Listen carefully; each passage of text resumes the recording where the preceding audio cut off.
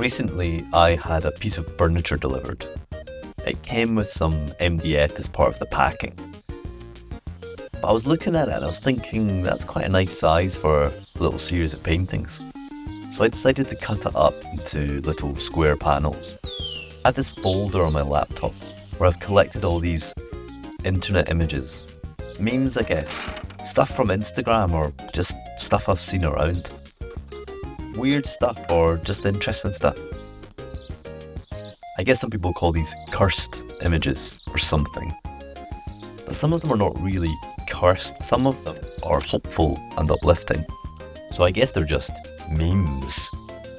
But maybe more in that true sense of that Dawkins idea of memes. So I'm not the first or even the 1000th artist to paint memes as a series. But somehow I feel like I need to paint some of these little artifacts of cultural production. I think they're interesting. Maybe even it's just for myself. I want some of these painted. At their best, they do capture something beyond just a one-liner image. Yet they retain a kind of complex simplicity. They're maybe a bit like the image version of a haiku. I don't want to overcook things on it before I fully engage with it though. So I might just cut that thought short. Here's another one I did. I still need to paint the sides. I called this one Optimist. It was an image of a guy pouring a whole paper bag of coins into a fountain, making a million wishes at once. But as you can see, I tried to do something with it. I tried to take it away from the specificity of that image and turn it into a kind of more dream image, right? It's not like a specific person anymore, it's just a figure. So I was trying to do something, but also just enjoying putting paint down in a more blobby way. But talking about the image as subject, that's one thing. But I also want to talk about technique, which is another thing I'm exploring in these paintings. Like in that one of the Optimist, the guy pouring all the change into the well. I'm trying to do something. I'm trying to work with this smaller scale to think about how to translate these. I'm not just making a photocopy of the image.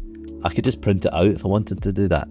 I'm trying to do something else. I'm trying to think about it in a slightly different way. So you can see my normal way of working is in here, working on progressively clearer layers.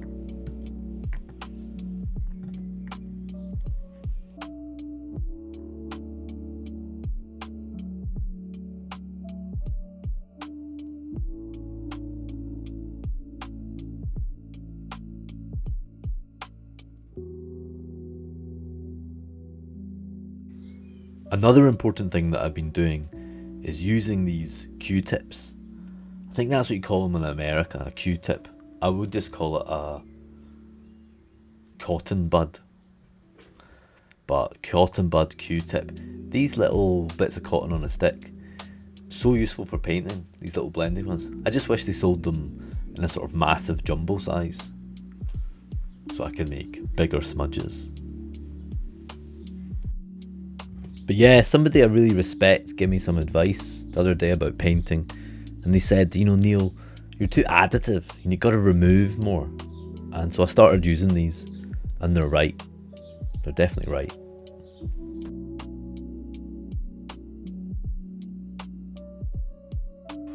So we've reached a moment in this painting where actually I've gone away and now I'm back to do a bit more on it. So I've realised that these time lapses or sped up videos are actually a bit of a lie. Somebody asked me a question about how do I layer that paint on top of that paint. The reality is they've been done in different sittings. So this is a kind of point where actually the last time I worked on this was 24 hours ago. It's been really, really cold, so it's not actually dry, but it's tacky, it's drier than it was. I really, let's just see. If I scratch into that, right, you can see, make some mark. It's dry, it's not dry. Anyway, that's the truth. So I'm going to go back to it now and do a wee bit more. So that wasn't really necessary interlude. All I was trying to say was that I'm not really doing wet on wet all the time in these time-lapse videos. A lot of the time I'm painting on tacky or semi-dry paint.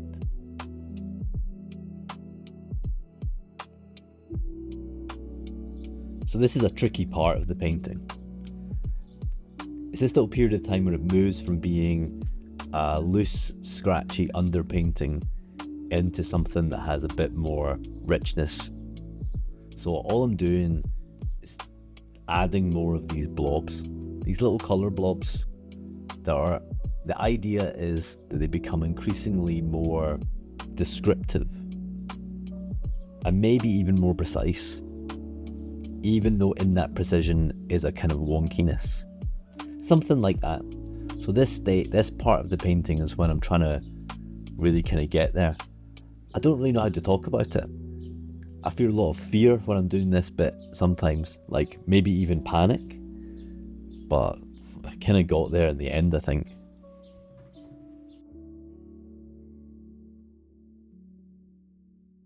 At this point in the painting, I realised it was too chromatic, so I was putting in these greys, but I remember thinking generally, I don't really know how to finish this. With the optimist painting, the guy wishing, I just kept blobbing it out, but on this one I did something slightly different. I wanted to really find the drawing again.